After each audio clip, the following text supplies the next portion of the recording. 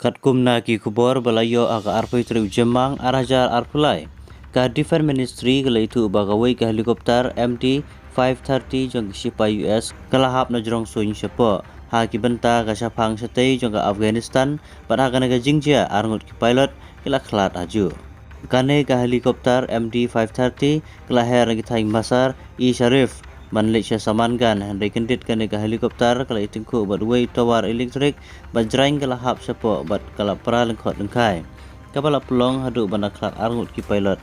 susu kumaspen mau hosnem ubaladep hau 9 September kawai ka black hau helikopter ru kala pha ada ka sarkar Taliban ban ajing hikai ha Kabul ka hap na jrong suing bat arngut ki pilot kala klat ha kane ka jingjia